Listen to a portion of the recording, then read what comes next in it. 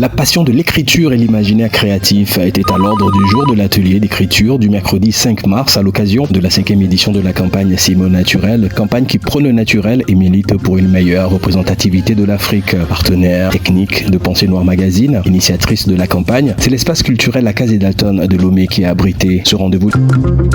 Josepha Agbessi, écrivaine, auteur du roman policier Aimer c'est mourir, et Elie Dash, artiste et créateur artistique, ont animé le dit atelier.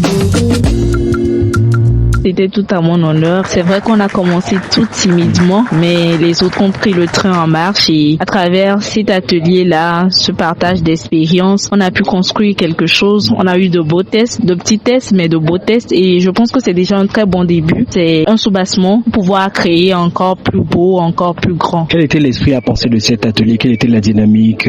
Comme l'atelier s'inscrivait dans le cadre du CMO naturel, la thématique a été abordée et il a été question de pouvoir créer soi-même une routine pour pouvoir écrire au quotidien, de pouvoir lire aussi parce que sans la lecture on peut pas forcément venir à l'écriture.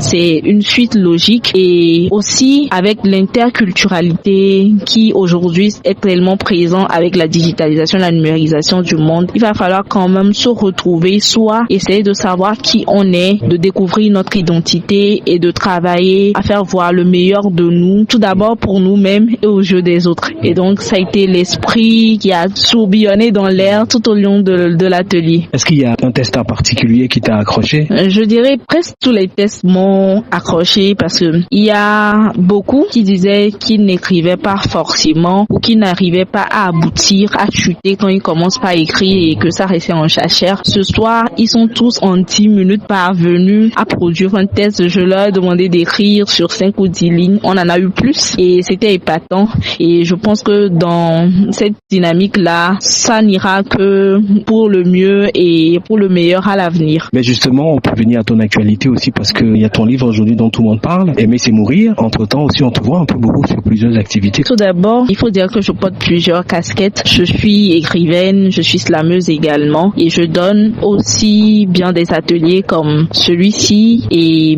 le 8 mars prochain, j'ai un spectacle de slam et si le slam était une femme à Dido Gomé, Bukaru, African Roots. Donc tous sont conviés, l'entrée elle est libre et gratuite, donc tout le monde pourra être là. Et le 18 mars sur le festival Les Lucioles Bleues de Fil Bleu, il y aura également Aimer c'est mourir en vente et je donnerai le 18 mars avec 2 auteurs filles aussi, femmes. On a un partage d'expériences, une rencontre où on va parler de livres et lire toujours dans le cadre du festival. À l'avenir, je pense que la prochaine date qu'il faut aussi retenir, c'est le 22 mars, un atelier d'écriture également à TV avec des jeunes d'une ONG. Donc tous ceux qui sont intéressés peuvent aussi s'inscrire pour cet atelier-là.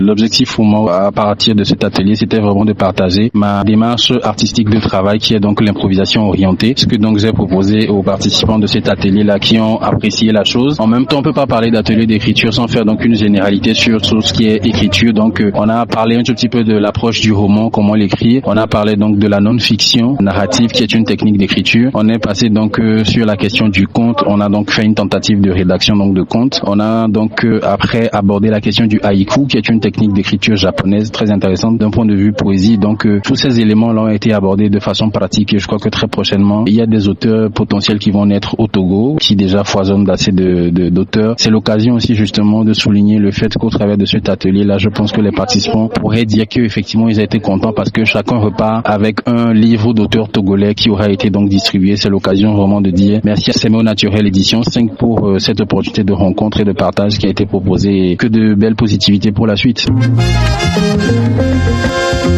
Expérience enrichissante pour les jeunes passionnés d'écriture qui ont répondu présent à ce partage d'expérience. Je dirais que c'était très très intéressant puisque cela a éveillé quelque chose en moi, une nouvelle fois encore, me renouer avec la lecture, l'écriture qui est très important puisque de nos jours nous sommes en train de perdre la passion pour lire et surtout la passion pour écrire. Aujourd'hui on achète ces petits et puis on se dit bon, t'as juste besoin d'envoyer quelques mots et puis on te sort tout ce que tu veux. Et puis on ne pense plus, on n'est plus nous en fait. Parce que c'est à travers l'écriture qu'on garde notre identité. Parce qu'en écrivant, c'est ton choix, qui tu es ici et qui tu es de l'autre côté, si je peux le dire ainsi. Donc cet atelier m'a permis de me retrouver un peu. Évidemment que c'est un plus. L'atelier, moi personnellement, m'a appris à écrire un récit à partir de rien et en un temps record. Exercice auquel je n'ai pas l'habitude de faire. Pour résumer, c'est quand même quelque chose de nouveau que j'ai appris ici. J'aurais aimé participer davantage quand le temps me le permet parce que je suis entre plusieurs choses à la fois, mais de participer à de tels ateliers, ça me ferait toujours plaisir. Rendez-vous en 2026 pour forcément un autre voyage à travers les lignes des jeunes prochains passionnés d'écriture.